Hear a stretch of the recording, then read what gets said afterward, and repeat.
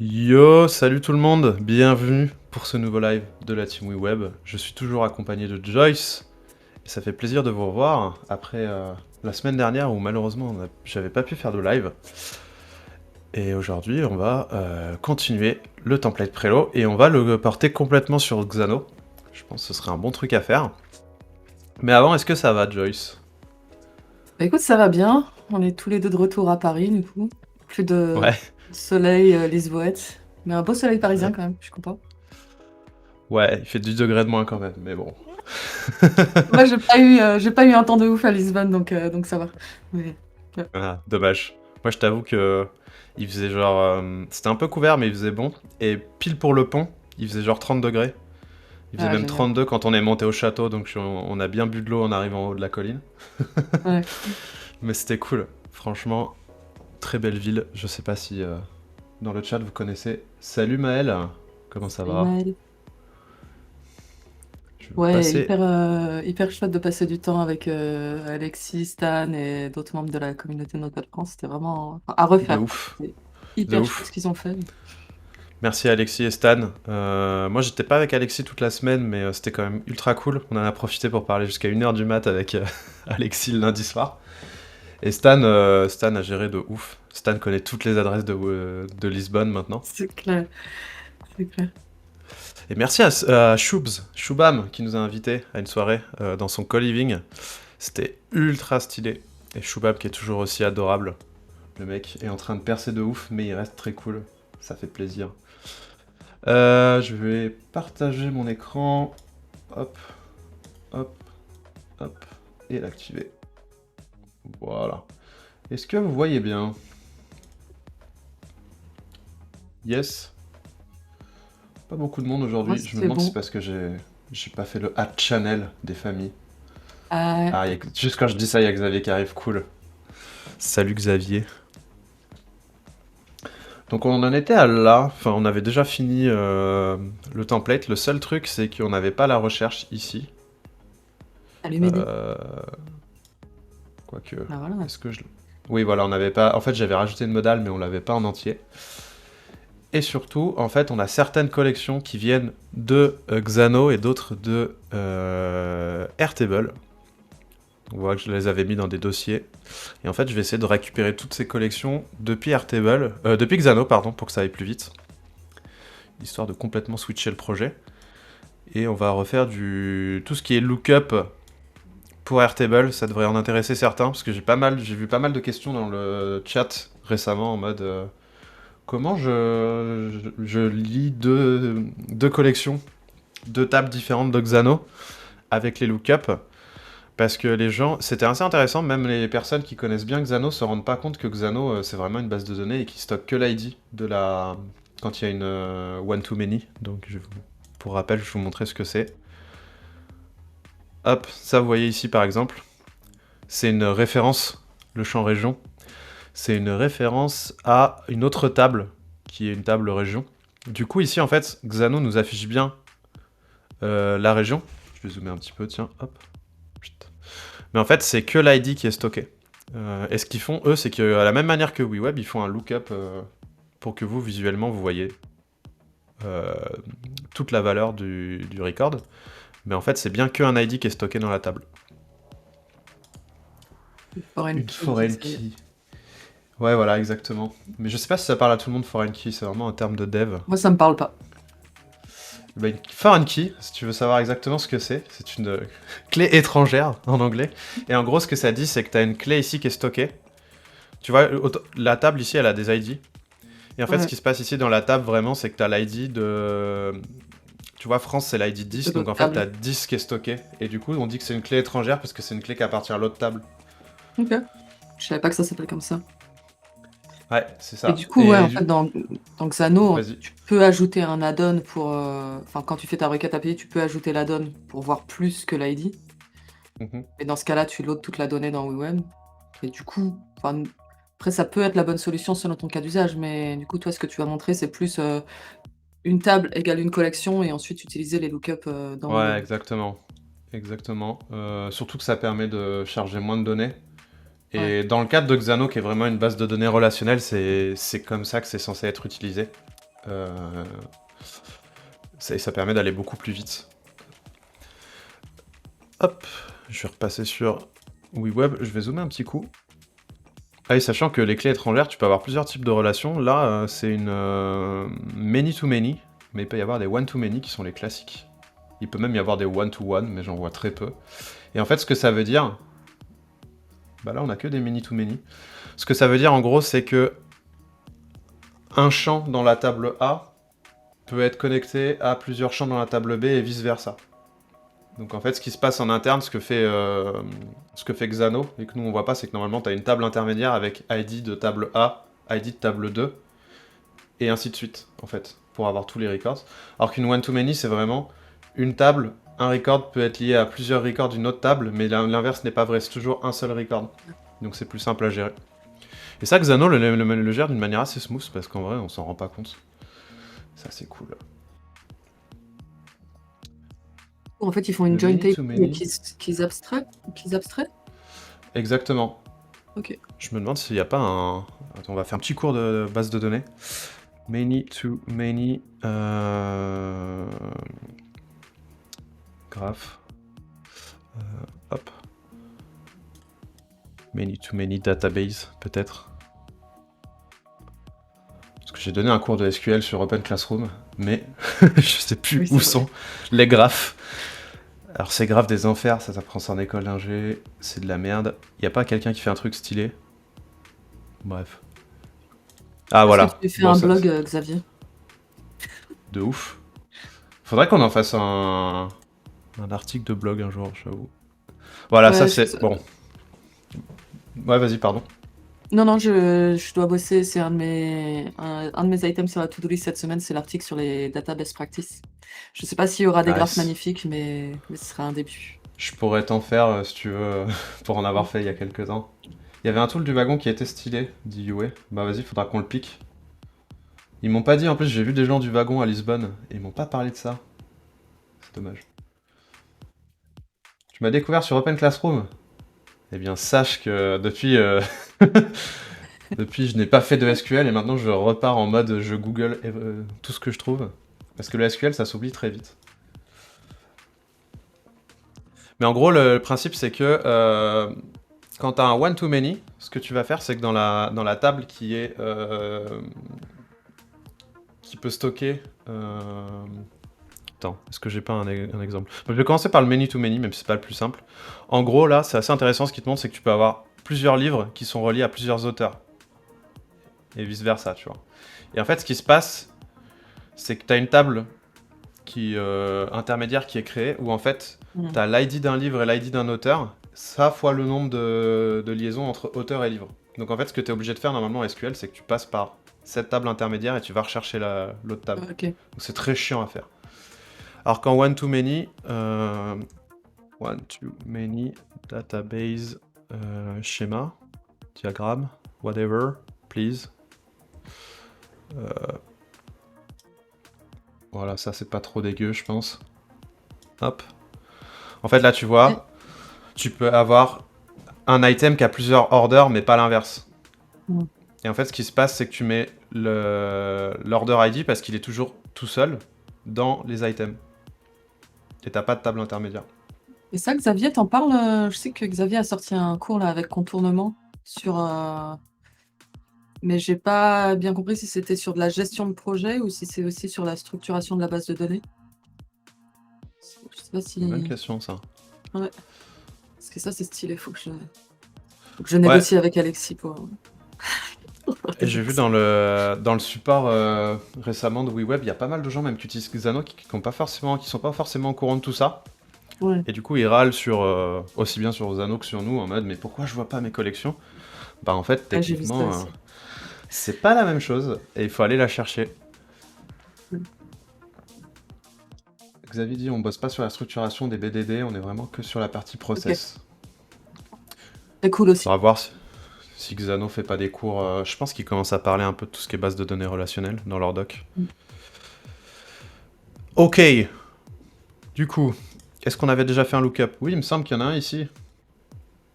Donc là, typiquement, vous pouvez voir qu'en fait, on va le refaire ensemble, tiens, parce que ça fait toujours du bien de refaire des lookups. Là, j'ai envie d'afficher la région de la ville. De la maison. En fait, vous voyez que dans les régions, sont dans une autre table et qu'elles sont liées à ma table des properties qui sont mes maisons. Mais en fait, mes régions, elles sont dans cette base, vous voyez. Et du coup, ça, ce que ça permet, c'est que typiquement, si j'ai envie demain d'éditer Normandie, j'ai besoin de le faire qu'à un seul endroit. Je suis pas obligé de passer sur tous les éléments de ma base property. Par contre, ce qui se passe, par exemple, si je demande via API les maisons, donc les properties, vous voyez que si je vais dans... Alors là, on a nos items, donc on a la première baraque. Et si je vais dans région, vous voyez que j'ai l'ID 10 et 9. Donc c'est ça vraiment qui se passe dans votre base de données. Je sais pas si on voit bien, je vais zoomer. Hop. Et ça, Ça, c'est la juste, partie région. je me souviens plus, mais t'avais fait un import à partir d'Airtable et Xano a retrouvé lui-même Ouais, les c'est ça, champs parce liés. que Airtable lui-même, quand on fait un... Comment ça s'appelle dans Airtable? C'est aussi Oui, un il a le lookup. record ID. Ouais, en fait, c'est une base de données relationnelle Airtable aussi. Donc il va pas stocker euh, tout le champ. Et en fait, ce qui est intéressant, c'est ce que font le front de Xano ou d'Airtable pour que vous puissiez voir tout le record. C'est exactement ce qu'on fait dans WeWeb. C'est qu'eux-mêmes, le front de leur propre app va faire un lookup sur l'ID et vous afficher le record. Et en fait, ils prennent les deux collections séparément. Donc ce qui est assez marrant, c'est quand on fait du WeWeb, on recrée un peu en quelque sorte des fois le front de Airtable ou de Xano. Et je trouvais ça assez marrant de comprendre comment eux-mêmes ont construit leurs produits. Et du coup, la région, vous voyez, on a 10 et 9. On n'a pas France et la première baraque, c'était quoi? Oula, du coup, c'est ultra zoomé. Bam bam. C'était France et Île-de-France. Vous voyez, ID 10 et 9. Donc là, j'ai vraiment l'ID 10 et 9. Donc si je les affiche tels quels dans WeWeb, par exemple, je pourrais dire, je suis dans mon item et je prends les régions. Vous voyez que j'ai 10 et 9. Ça n'a pas de sens. Et du coup, ce que je peux faire, par contre, c'est comme j'ai importé une collection qui s'appelle, hop, région. C'est que je vais pouvoir dire à WeWeb d'essayer de rematcher. En fait, ce qu'il va faire, c'est qu'il va boucler sur toute la collection. Et quand l'ID est le même que celui que je vais lui donner, il va s'arrêter et prendre le record. Donc typiquement, il va faire une boucle sur toutes les régions. Il va voir par exemple que l'ID 10 est présent. L'ID 10, il va trouver que c'est France, donc il va me ressortir France. Et pareil avec le 9, donc qui est Île-de-France. Donc ça, il y a deux manières de le faire. Soit vous faites un lookup, soit vous faites un lookup array. Ça, pareil, je repasse dessus parce qu'il y a pas mal de gens qui m'ont demandé la différence. Lookup array, c'est vraiment... Vous voulez matcher plusieurs records parce que vous avez plusieurs ID. Typiquement, si je fais un lookup array et que je prends les ID qui sont dans région et que je lui donne en deuxième paramètre région, vous voyez qu'en fait, il va me sortir deux objets. Il va me sortir ma première région, qui est l'Île-de-France, et la deuxième, qui est la France. Donc là, il va vraiment matcher les deux. Alors que si on fait un lookup simple, il va prendre qu'un seul ID. Donc on peut pas, ça ne fonctionnera pas sur une liste.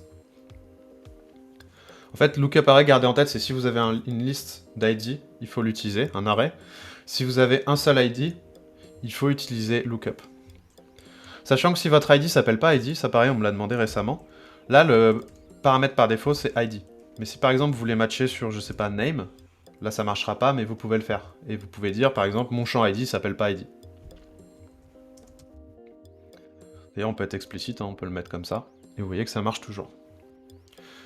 Et là, ce que je veux faire, en fait, j'ai fait un petit trick, c'est pour pouvoir trier toutes les properties, donc les maisons sur la France. J'ai mis la France à tout le monde, et c'est toujours le premier. Donc ce que je vais faire, c'est que je vais faire un lookup uniquement sur le deuxième ID, qui est celui de la vraie région en France. Vous voyez, par exemple, si je fais, à la place de faire un lookup array, je fais un lookup, je vais vous montrer la différence. Hop. Donc là, je fais un lookup, je lui donne un ID. Donc dans mon item, je vais dans la région. Je prends la première région, donc avec l'ID 0. Et ensuite, je lui donne ma collection région. Et là, vous voyez qu'il y a uniquement Frost qui sort. Et en fait, ce que j'ai envie de faire, c'est pas prendre le premier, c'est le deuxième. Donc ça, je peux prendre, hop, l'indice 1. Et l'indice 1, c'est le deuxième élément. Et vous voyez que là, j'ai Île-de-France. Et comme c'est un objet, là, c'est affiché object.object. Enfin, object. Ça, on m'a pareil, il y a des gens dans le support qui m'avaient dit, ouais, c'est un bug. Non, en fait, c'est la représentation d'un objet en JavaScript. Et on va peut-être essayer de... J'ai noté, je sais pas si on aura le temps de le faire dans les semaines qui arrivent, mais on va essayer de mettre un des messages peut-être un peu plus évocateur. Mais ça veut simplement dire que vous avez un objet. Du coup, il faut dire au navigateur quel champ utiliser. Donc là, on peut faire .name, et on a uniquement le nom. Et là, vous voyez, du coup, j'ai Île-de-France, Provence-Alpes-Côte d'Azur, Nouvelle-Aquitaine, et ainsi de suite. Je vois qu'il y a mes icônes de... J'ai des icônes qui se baladent. Ah ouais, qui sont barrés. J'avais pas vu, on va fixer ça. Ok, du coup, typiquement, prochaine collection qu'on veut bouger, c'est Properties Old. Je vais complètement la supprimer, parce que j'en ai plus besoin.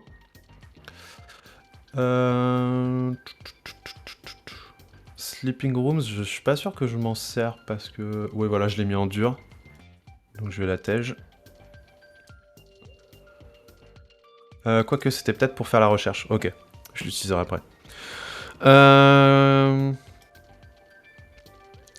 Laquelle je pourrais faire... Donc justement, le fait d'avoir une piscine ou un jardin, ce genre de choses, normalement j'ai une table avec ça. Sauf si je l'ai supprimé, je me souviens plus.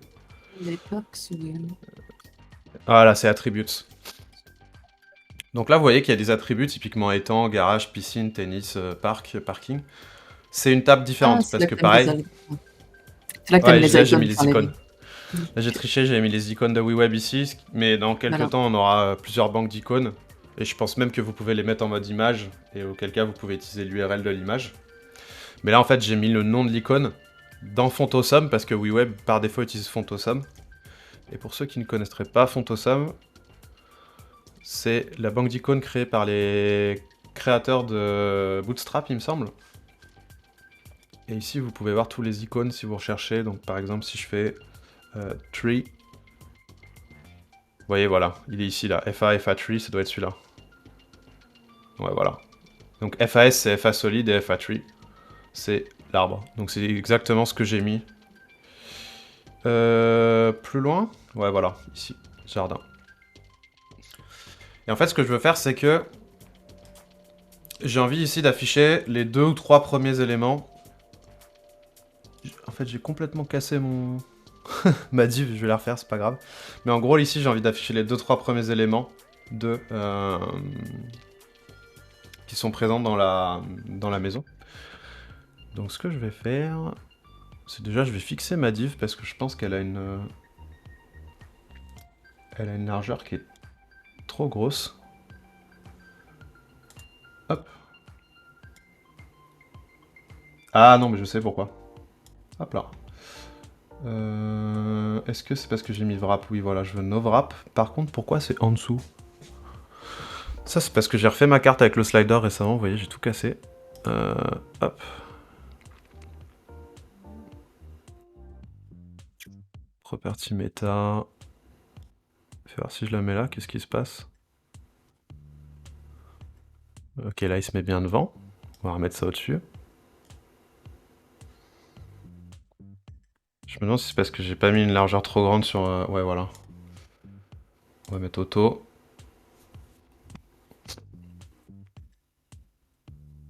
Bon, c'est cassé. Je suis tristesse. Ce que je vais faire, c'est que je vais rajouter une colonne. Ce sera plus simple. Et on va se démerder avec des colonnes. Alors, ici, add elements, columns. C'est là. On va la mettre là. On va mettre la div dans les colonnes.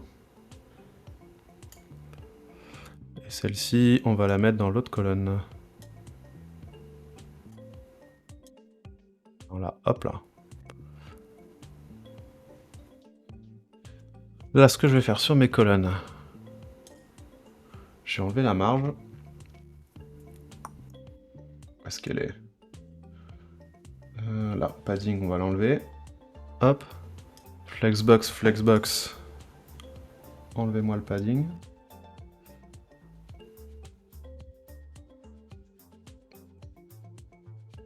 Ça me perturbe, pourquoi ça reste encore trop grand ça? Ah voilà, parce qu'ici, il faut que je remette en auto.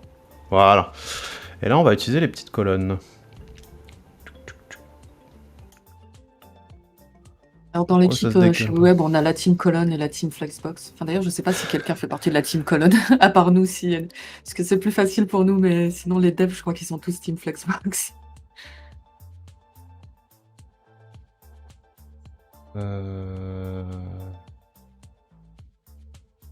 Ah, attends, parce que là, je vais le mettre à 100%.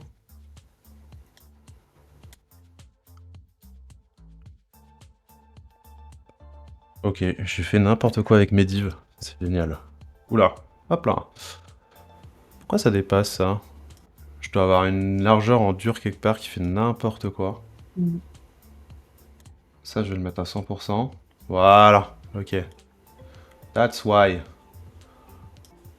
Si j'ai évité de tout péter aussi. Voilà. Et là, normalement, ça, je peux lui dire de tout mettre à la fin. Voilà, c'est bon. J'avais fait nimp avec des largeurs. Et là, en gros, ce que je veux, c'est... Vous voyez, cette div, elle a des icônes. Et en gros, j'ai envie d'afficher les propriétés dedans. Donc ce que je vais faire, c'est que cette div, je vais lier ces items à ma collection, ma table attributes. Mais d'abord, j'ai besoin de la récupérer via API. Donc ce qu'on va se faire, c'est qu'on va se créer un endpoint. Property attribute, du coup, get pour toutes les récupérer, pas d'autante, parce que c'est juste un get. On va copier l'URL et on en crée une collection.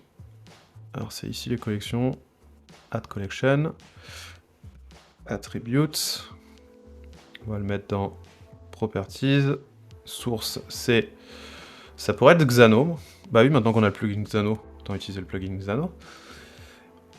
En dynamique.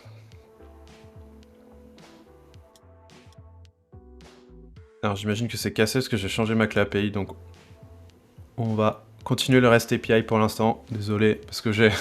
S'il faut que je rechange encore ma clé API, ça va faire sauter d'autres projets, mais c'est pas grave.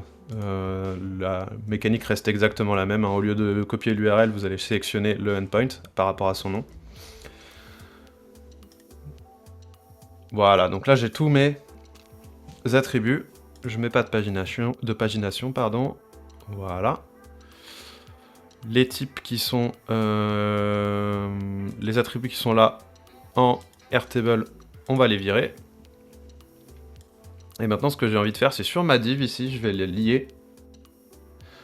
Et je vais faire un lookup array sur mes attributs. Et je vais essayer de tous les matcher dans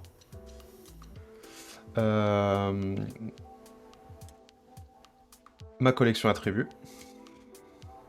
Voilà, donc là, vous voyez que j'en ai 3. Parfait. Et quand j'en ai plus de 3, je pense que là, ils en ont tous 3 max. Mais en vrai, s'il y en avait plus, je vais vous montrer comment on fait pour limiter le nombre. Et là, ce que je peux faire, c'est... Alors, comment je faisais pour afficher uniquement une clé? Ah bah non, j'ai pas besoin. Là, en fait, ce qui va se passer, c'est que vous voyez, j'ai tous les objets avec tous mes attributs, et dedans, j'ai envie de récupérer l'icône. Mais l'icône, comme en fait, ici, on vient de le lier à la div parent, c'est comme si on faisait, en fait, un binding de collection qu'on a fait sur notre collection list, ici, pour les maisons. Donc, ce que je peux faire maintenant, c'est aller sur l'icône, le lier, et vous voyez que je vais automatiquement avoir le contexte du current item, donc de l'item courant, parce qu'en fait, je suis dans un conteneur répété. Et là, je peux prendre l'icône, et vous voyez, les icônes apparaissent. Et un cheval. Il y a un cheval parce qu'il peut y avoir des écuries, et il peut y avoir 2 voitures parce que je ne sais plus pourquoi. Et typiquement, si vous avez envie d'avoir uniquement, par exemple, 2 attributs maximum, normalement, dans Array, Parce qu'en fait, item data attribute, c'est un array, hein, c'est une liste d'ID. Ce que je peux faire, c'est... Normalement, je peux le slice. Donc slice, en fait, c'est une fonction pour couper un array, une liste, à partir d'un certain index et jusqu'à un certain index. Donc tout ce qu'on va faire, c'est qu'ici, on va slice. Et le deuxième...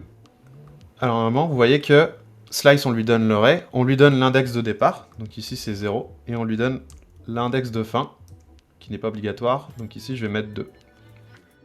Et là, vous voyez, ça y est, j'ai plus que 2 objets. Parce qu'en fait, ce que je fais, c'est que je lui dis match les attributs selon les ID, mais en fait, les ID, il y en a plus que 2. Et ça, on peut le changer à la volée. Donc, par exemple, je peux remettre 3, je peux mettre 1. Auquel cas, ça n'a pas vraiment de sens parce qu'on aurait fait ID 0 sur la liste. Et si je mets 2, voilà, là j'ai 2 icônes.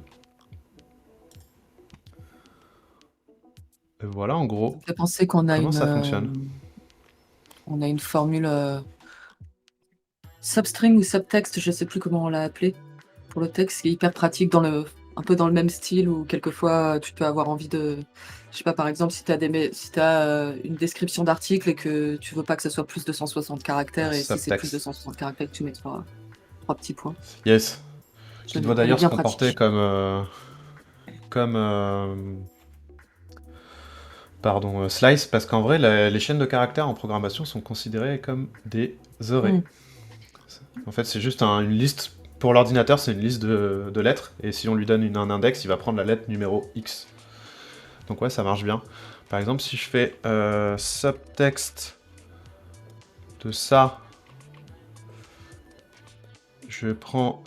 alors, comment il fonctionne? Start index, end index. Si par exemple je prends 0 et je finis à l'index, je sais pas, genre 5. Voilà, j'ai il2, prove, mais du coup ça fonctionne. Norma, mais ça fonctionne. Et je peux faire l'inverse, je peux lui dire par exemple va à l'index 10, mais commence à 5. Voilà, et là j'ai le milieu.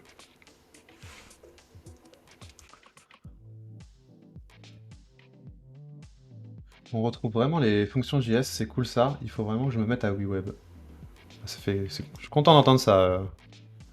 Colito Paré. Bah Je sais pas oui, comment on prononce. tu vas venir, tu seras bien accueilli.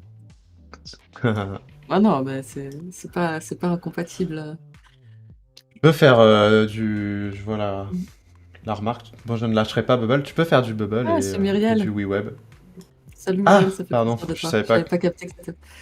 Salut. Depuis Marseille, du coup. Est-ce qu'il fait beau à Marseille?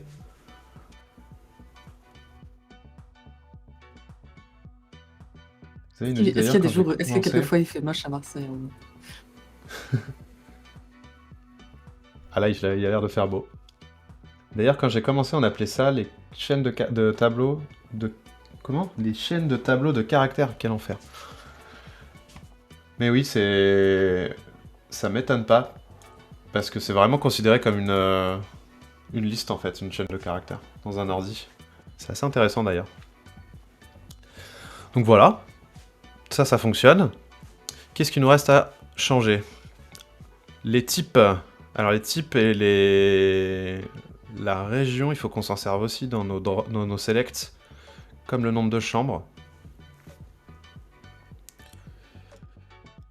Hop, j'ai mélangé REST API et Xano. C'est pas grave, en vrai ça marche exactement de la même manière. Mais ce qu'on va faire, c'est qu'on va rajouter les types via Xano. Hop. Donc là, je vais rajouter un endpoint. Sur les types, on va tous les récupérer. Voilà.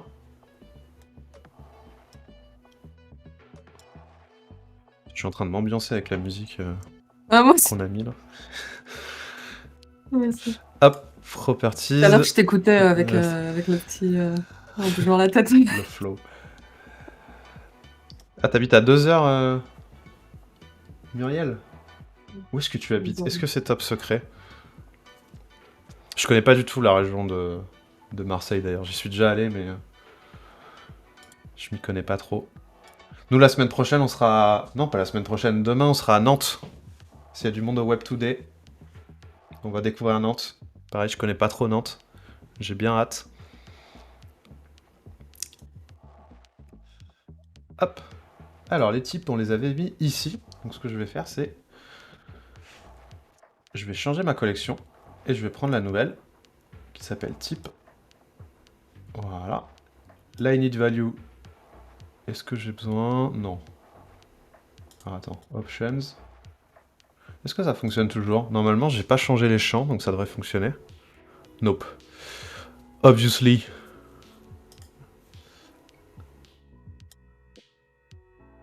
Ah bah oui, parce que j'ai mis type, il faut mettre Ouais, type.data. tu me dis pas. Parce qu'on est dans un champ, un select. Alors oui, pourquoi type, pourquoi des fois il faut point data, des fois il faut pas point data? C'est qu'en fait, quand vous mettez la collection en elle-même, vous voyez, vous avez plein d'attributs qui sont créés pour l'utiliser dans WeWeb et pour surtout utiliser la pagination. Mais si vous êtes dans un select, il va pas comprendre, donc il faut lui donner juste la data.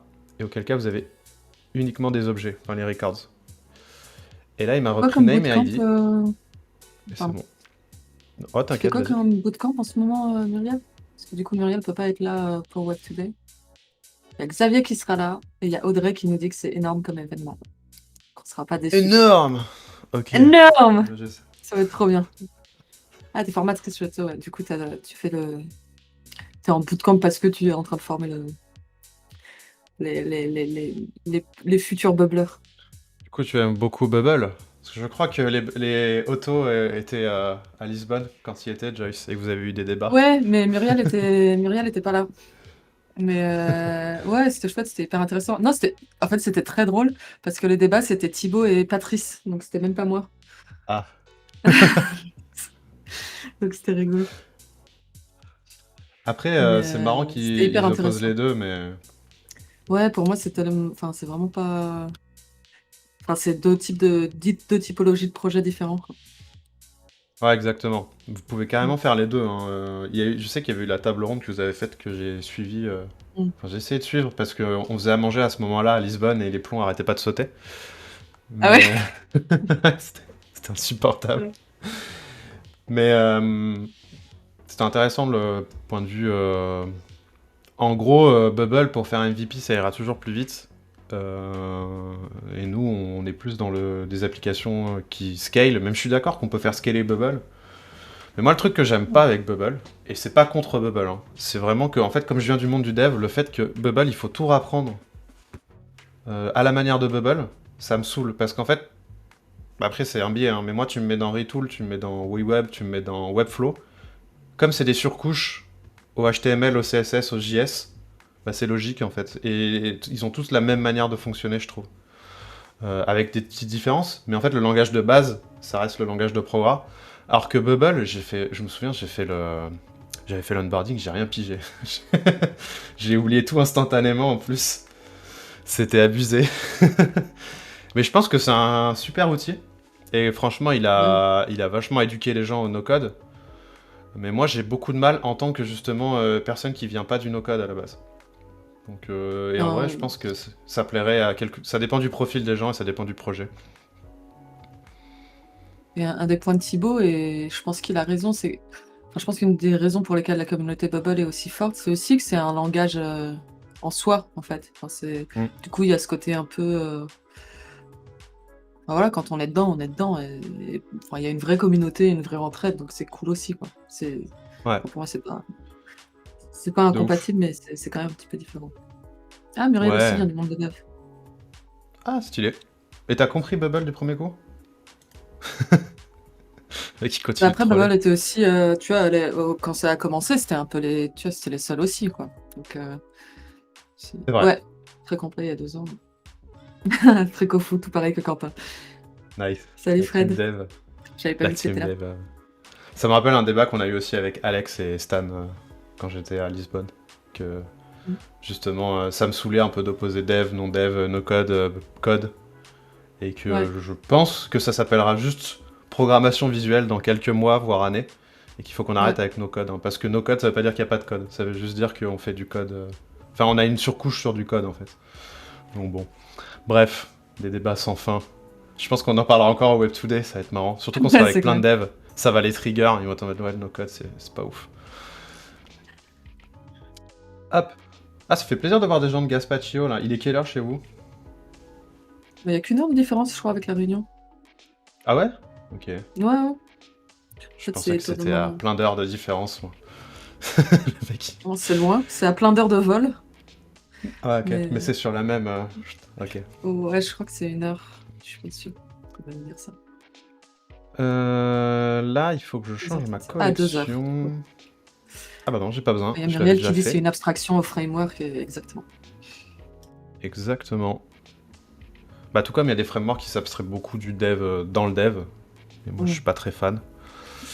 Alors, du coup les types, j'en ai plus besoin de PR table.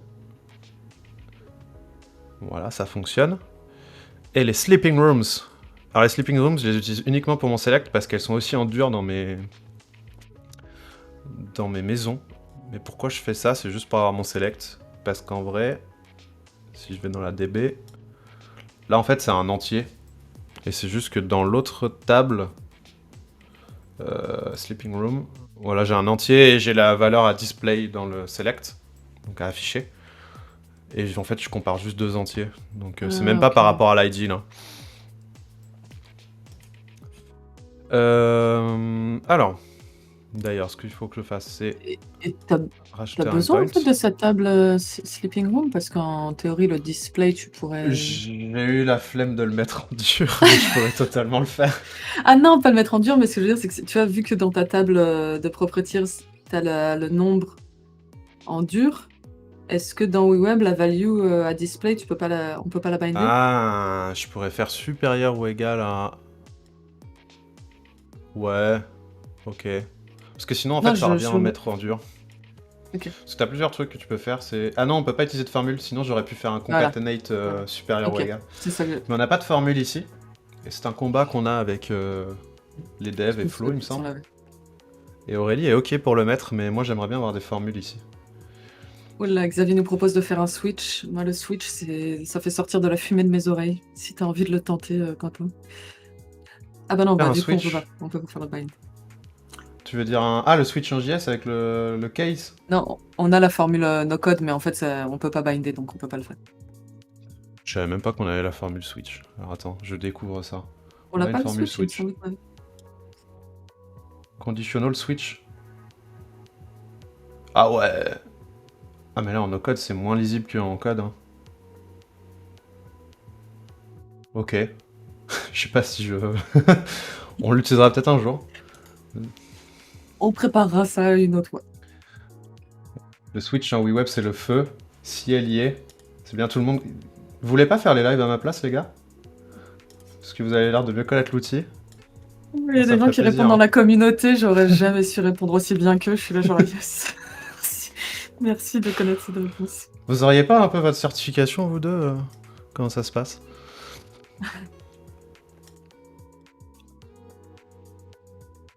Alors, CRUD database. Je vais prendre mes sleeping rooms. Get.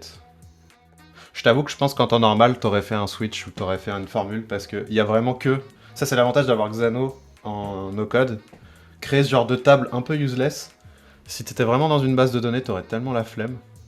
Ou ton dev, il t'enverrait te faire foutre en mode non, je vais pas créer une table pour mettre juste 1, 2, 3, 4, 5, 6 dedans.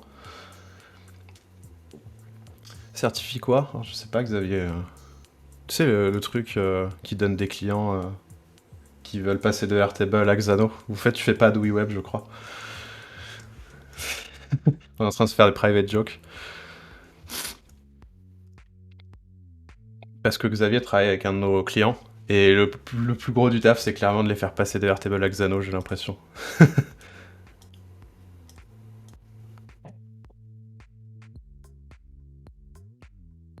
Oui, Muriel, la prochaine formation sera sûrement en e-learning. Et je pense que ce sera cet été. En fait, on a préparé le curriculum du cours. En revanche, il va y avoir 4 gros changements dans l'outil, dont 3 qui vont affecter le cours. Et du coup, on attend que ces changements soient live dans l'outil pour enregistrer les vidéos et, et voilà, mettre le cours à disposition.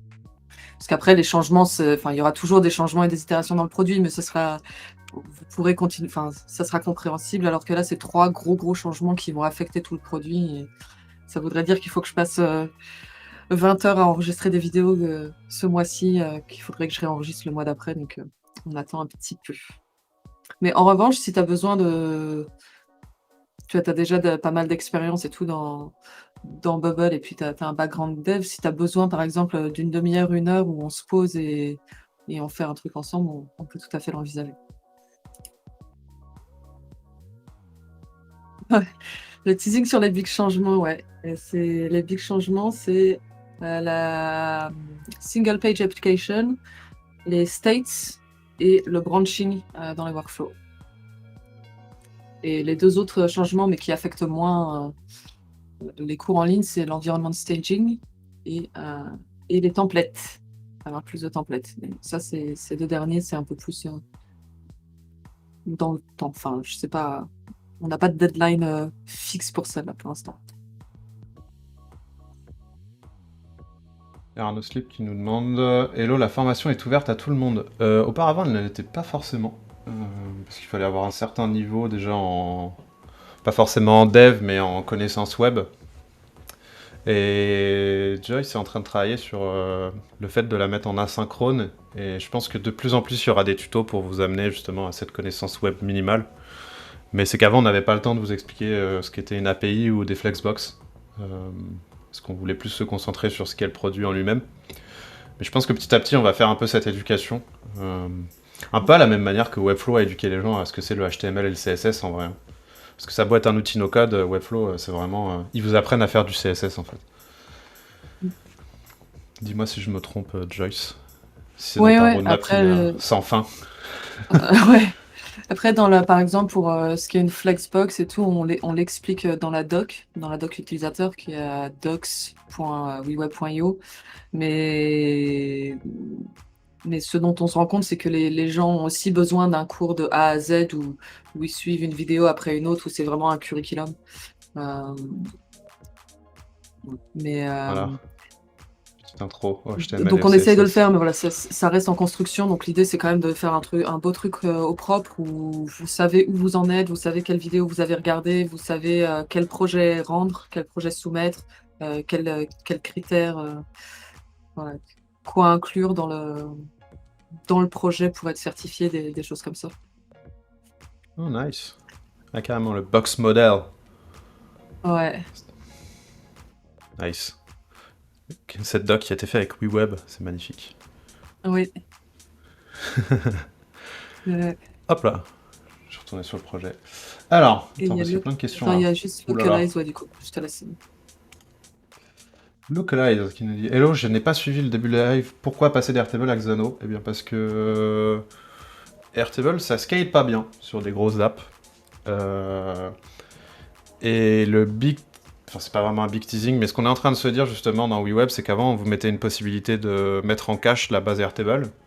Mais en fait, on se rend compte que tous les gens qui utilisent beaucoup Airtable, ils ont des automations dedans. Donc, du coup, le cache ne sert pas à grand chose. Parce qu'il faut mettre tout le temps à jour la base. Sauf que ça ne fonctionne pas. Et on se rend compte que si vous voulez faire des grosses applications, de toute façon, à un moment ou à un autre, il faut passer sur Xano, Supabase ou faire sa base de données soi-même. Parce que Airtable, ça reste très business. C'est un putain d'outil, hein. Moi je l'utilise tous les jours. Mais quand vous voulez faire une web app et que ça bombarde, l'API tient pas. Et c'est pas fait pour. Donc Et petit à il y a petit, on aussi pousse un peu les gens à aller sur des vraies bases de données, entre guillemets. le sujet de Il y a aussi... l'authentification sur Airtable, de la Aussi, base ouais. utilisateur. C'est très dur de faire, de sécuriser une authent sur la base Airtable, parce que globalement tous les records sont ouverts une fois qu'on a un... Enfin, il suffit d'être connecté, on a accès à toute la base. Comme vous le savez, dans la plupart des outils, sur Airtable, c'est le cas. Et en fait, le seul où c'est pas le cas, c'est Stacker, mais du coup, ils mettent tout en cache, comme nous. Mais eux, ils vont mettre à jour la base toutes les 15 minutes, donc pareil, vous n'avez pas les automations, c'est un peu compliqué. Et pour être honnête avec vous, quand je vois la direction produit d'Airtable, je pense que Airtable veut clairement faire que les gens fassent des web apps sur leur base chez eux. Et je pense que petit à petit, ils vont couper toutes les features pour permettre à des outils tierces de le faire. Parce que là, c'est assez flagrant à quel point leur direction produit, c'est vas-y, faites des graphes, des dashboards, des web apps sur notre base, mais des web apps simples. Donc je pense que nous, ce serait bête de pas aller sur et d'éduquer les gens à aller sur du Xano ou du Supabase. Ciao Muriel, à la prochaine. Bon, du coup, j'ai rajouté mes collections, mes selects. J'ai vu que les filtres sont cassés. Donc je vais réparer les filtres. Ils sont cassés parce que je les ai pas mis en fait. Sort, filter, and pagination, properties. Je peux pas mettre de filtre parce que je suis en dynamique. Non, parce que t'es pas sur items. Faut que tu mettes le key Ah result. ouais, mais sinon j'aurais pas la pagination, donc il faut que je mette la nouvelle pagination Xano, c'est ça? Non, ça marchera pas. Tu peux mettre la pagination au niveau de Xano. Ça va. Peut-être ça la prochaine fois. Ce que je vais faire d'abord, c'est que je vais finir ma page. Ici, j'ai une page, quand je clique sur les cartes, j'ai une page détail. Et en gros, elle doit charger la bonne maison. Sauf que là, elle est toujours sur Airtable. Donc ce qu'on va faire, c'est qu'on va la passer sur Xano. Et en gros, comment ça marchait, on filtrait sur un ID. C'était l'ID qui était sélectionné. Et ce que je vais faire, c'est que je vais recréer une sélection qui s'appellera Selected Property.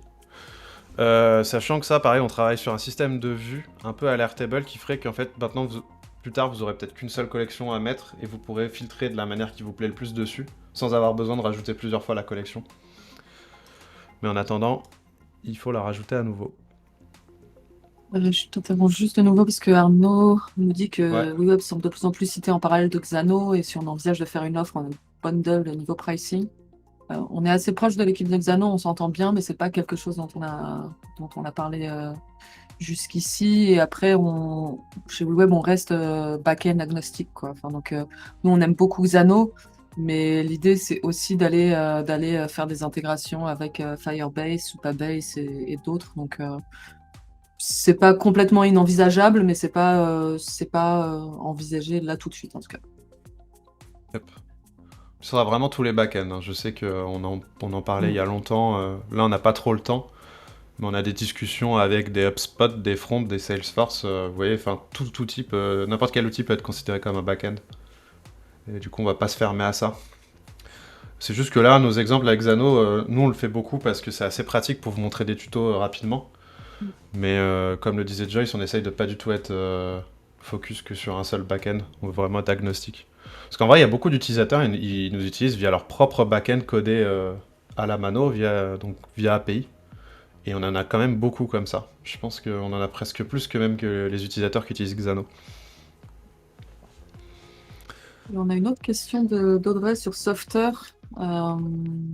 Qui pense que les templates et les possibilités sont limitées, que le web peut peut-être aller beaucoup plus loin. Alors Softer, il y a quand même des gens qui arrivent à pousser Softer très très loin. Donc je pense que c'est possible d'aller très loin dans Softer. En revanche, a priori, sur tout ce qui est design et liberté du design, en principe, tu peux aller plus loin sur WeWeb. Ouais. C'est sûr. Sur la partie Parce que design, le gros avantage de Softer, c'est justement ces templates et voilà, tu peux commencer très très vite et c'est très propre. Donc, WeWeb, c'est un outil un petit peu plus avancé dev, enfin voilà, où d'un seul coup, tu as des réflexes de dev un peu plus poussés et du design de dev un peu plus poussé. C'est comme ça que je le décrirais. Et en gros, la différence, c'est que tu vois ici, j'ai accès au ce qu'on appelle le Document Object Model, donc le HTML de la page, un peu à la manière d'un Webflow, ce que t'as pas dans les autres outils type Stacker, Softer, parce que en fait, c'est des blocs qui sont préconstruits et ils te laissent changer peut-être gauche-droite, la couleur. Nous, c'est vraiment tu construis ta page comme tu veux. Mais au prix que tu peux commencer avec des composants déjà qu'on a mis en place, mais c'est comme Webflow versus... c'est quoi l'exemple en site web? Versus Doric par exemple. Webflow, tu as beaucoup plus de possibilités de design, mais tu vas mettre plus de temps à créer ton site. Du coup, je voulais rajouter une collection que je vais l'appeler Selected Property. Je vais la mettre dans Properties, REST API.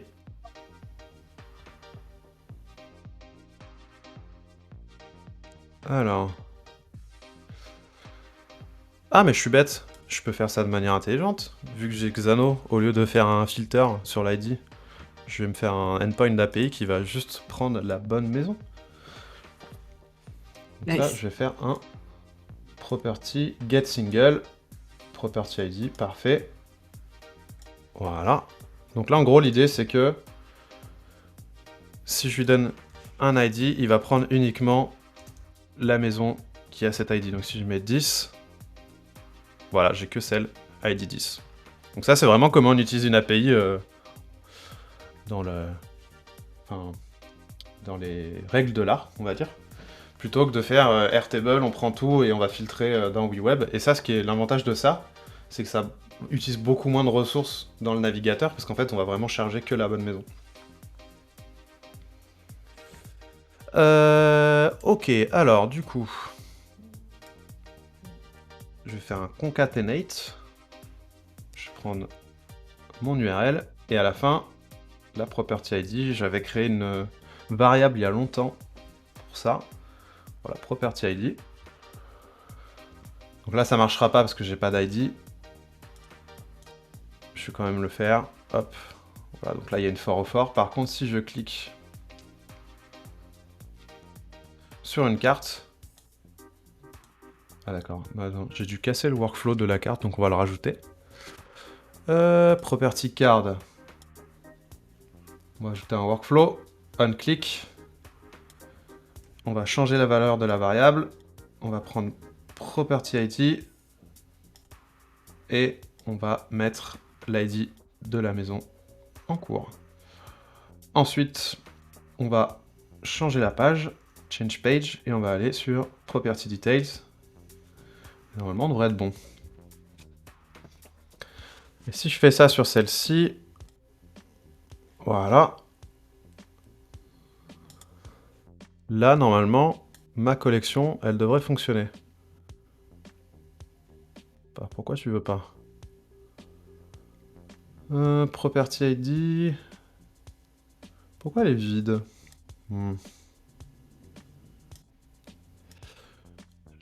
Alors, je vais aller retourner dans ma variable property ID parce qu'elle n'est pas sauvegardée dans le local storage. On va faire ça.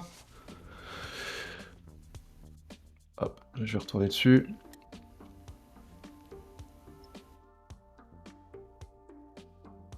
Ah, c'est bon, ça a mis un peu de temps à charger.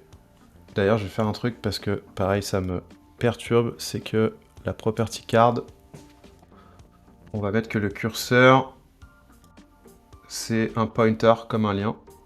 Ça trigger tellement ça, moi je le remarque jamais. Ah, ça me saoule quand ça marche pas, ça. Ouais, je comprends. Voilà, donc là, il y a property ID 1, et si je vais dans ma collection selected property, vous voyez que j'ai bien la première maison. Et du coup, maintenant, ce que je peux faire, c'est binder tout ça, parce que c'était cassé. Alors, on va tout étendre. Et là, Juste par exemple, je suis sur le nom. Ouais, vas-y.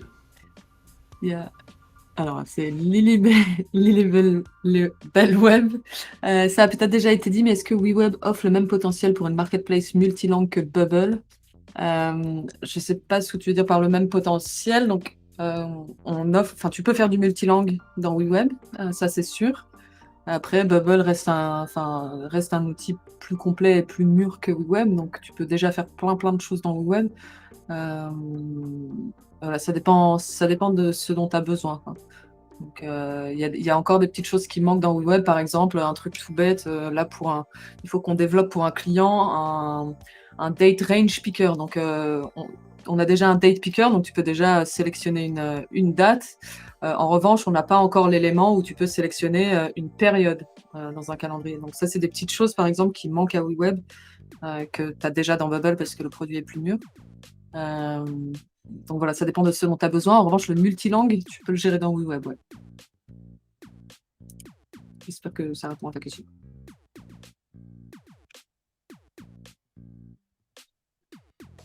Ben, je suis en train de reconstituer ma page. J'ai juste à refaire les bindings. En vrai, la logique est toujours, fonctionne toujours. Du coup, j'ai l'impression qu'on a bon. on a quelques bubblers qui n'ont peut-être pas l'habitude de WeWeb. Ça peut peut-être valoir le coup que tu montres juste rapidement comment tu fais justement pour binder. Pour binder? Ouais, juste. Bah là, par exemple, je vais mettre le nom de la maison. Donc, ce que je vais faire, c'est comme je viens de créer une collection qui est filtrée sur le bon ID, Je vais dans la collection, Selected Property, et là, je vais récupérer le nom. Voilà, et là, il s'affiche ici. Et typiquement, si je change de maison, je vais retourner sur la home page.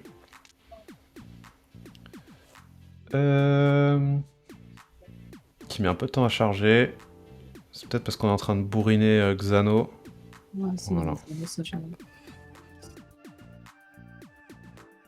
et du coup, je crois que dans Bubble, c'est repeated group et repeated item. Donc en fait, dans WeWeb, le repeated group, c'est collection list, et donc comme Webflow.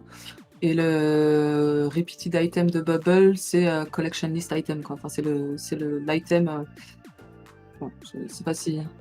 C'est une fois qu'on est sur un élément qui est dans un groupe, dans une collection list, donc dans un repeated group, on a les items et on a accès directement à l'item, et c'est ça que Quentin bind sur sa page Yep. item. Ça, il y a tout qui est expliqué dans la doc, et on en avait fait plusieurs Ouais, lives. ouais. Je vous invite à aller le voir. Parce qu'il est déjà 58, et je vois que Prekofu nous a posé une question. Je me bats avec le slider en ce moment. Il est possible de surcharger le slide horizontal pour le mettre en vertical dans le composant, et possible de déclencher la transition entre slides avec un autre bouton. Alors, je suis pas sûr. Faudrait qu'on transmette ta question à Kevin qui a développé le composant. Parce qu'en fait, c'est une surcouche à slider.js, je crois qu'on utilise. Et je sais pas s'il y a l'option dans le composant de base. Par exemple, là, si je vais sur le slider, je suis pas sûr que tu puisses le passer en... Après, tu peux bouger les flèches, mais ça sera toujours un slide sur le côté. C'est peut-être des options à rajouter dans le composant, je sais pas si ça le permet de base. Et je crois que tu as un événement pour changer de slide. Il faudrait qu'on dise lequel c'est, et tu pourrais peut-être le faire en custom JS sur un bouton. Et après, à terme, on le mettra peut-être en no-code, mais pour changer de slide, ouais. Bah, du coup, il est 59. On va peut-être se laisser là-dessus. J'espère que ça vous aura plu. En tout cas, beaucoup de questions aujourd'hui, merci. Ce qu'on va faire, c'est qu'on continuera encore lundi prochain. Mon ordi RAM, désolé, je suis un peu en galère. On continuera lundi prochain. Et n'oubliez pas, en attendant, de vous abonner à la chaîne Twitch de No Code France, de nous rejoindre sur le channel WeWeb, sur le Slack No Code France, c'est notre communauté francophone officielle. Sinon, il y a community.weweb.io où les messages sont en anglais, mais vous pouvez parler avec des utilisateurs du monde entier.